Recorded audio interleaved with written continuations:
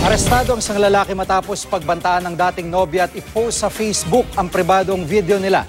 Nakatutok si Emil Sumangil, exclusive. Ito ang video ng dakpin ng PNP-CIDG ang 36 anyos na suspect na si Wendell Bargamento, isang call center agent na inireklamo ng dati niyang kasintahan dahil sa umano'y pag-post sa Facebook ng kanilang pribadong video. Ayon sa 26 anyos na complainant, nagtagal ng halos isang taon ang kanilang relasyon. Kasi po nung bago lang po kami, mabait naman po siya eh. Okay.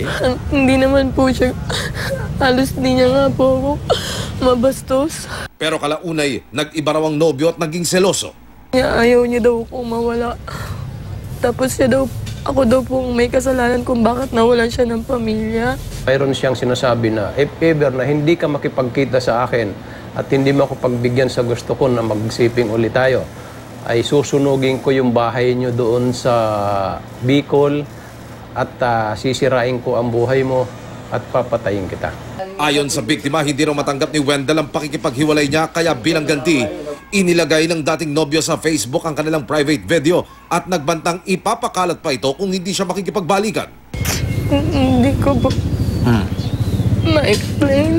Lahat po kasi sir, buong pamilya ko, natalikuran ko nang dahil sa kanya. Okay.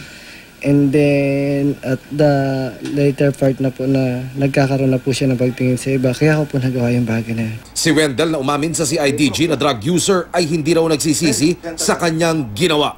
Wala rin daw siyang balak na mag-sorry sa nobya o makipagbalikan pa kung mabibigyan ng tsansa. Pinab-digital forensic natin yung kanyang cellphone para makita natin yung mga ebidensya doon na kung sino-sino pa yung mga in-upload niya or mga nakunan niya ng sex video.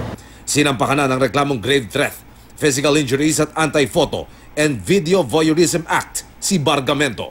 Emil Sumangil, nakatutok, 24 oras.